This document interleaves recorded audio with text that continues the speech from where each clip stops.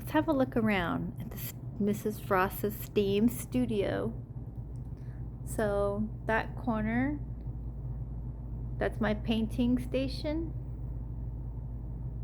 They have access to all the types of colors.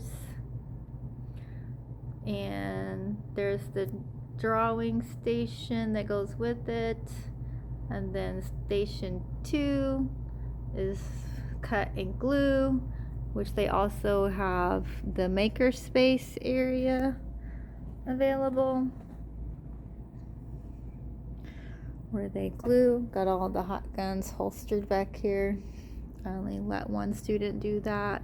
For the rest, they have computers for research purposes. There's how to draw videos and tech stuff. There's where I do my presentations.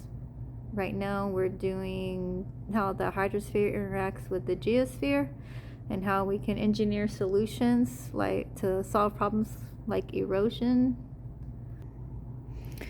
I make sure to include glitter art. This is where I hang out. This is where they do clay. So they have the clay.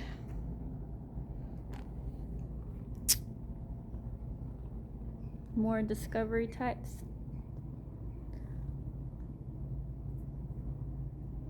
And then this side of the room is what we call STEM bins. So it's whatever materials they can use to build stuff. And since we're doing the hydrosphere, their challenge this week was to build a snowflake with a hexagon center with at least one side of symmetry.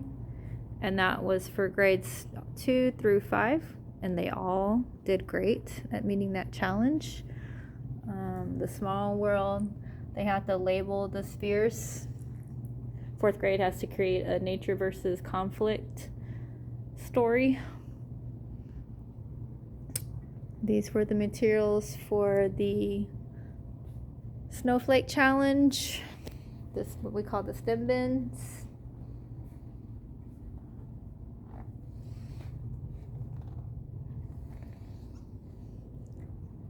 And then this area is mostly marble runs because you can model the hydrosphere, rivers. You can model the difference between the Colorado River, which would be steep, and the Mississippi River, which would be a lazy river, a low-lying river that would deposit sediment into a delta versus the Colorado River, which would be a tall coming off the steep Rocky Mountains, which would erode, cause erosion. And this is a marble run challenge for erosion. So this is to simulate the biosphere. So that would be the trees and wetlands that would prevent erosion. If the marble goes in the cup, then they either flooded the town or they cause erosion. So they have to slow the water down. And this is my earthquake simulator. So they're going to use the Kiva planks to build a structure, and they can create hills to make it even more challenging, and then do stress tests on it to see if it holds up.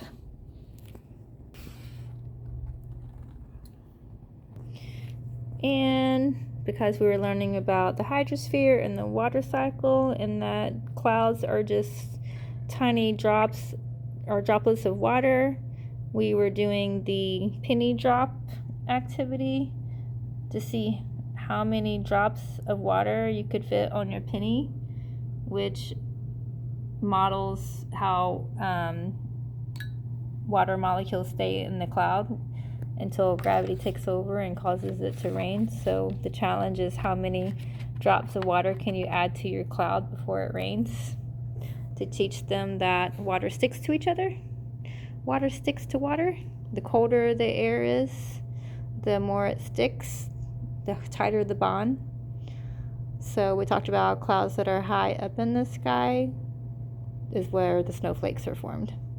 And I also have magnets here to just kind of further strengthen that connection that water molecules are charged particles like magnets. The cutting station, they're supposed to make a paper marble run to show the hydrosphere and geosphere interaction. Another lazy river challenge. Can you cut grass or fringe to slow the marble down? Straight rivers are fast, curvy rivers are slow. And over here we use the crayon resist technique to make their snowflakes. And we talked about how we can use techniques like this, like duck feathers have oil on them to keep them waterproof. So we can use these to help us engineer solutions to problems like how to keep our iPhones dry.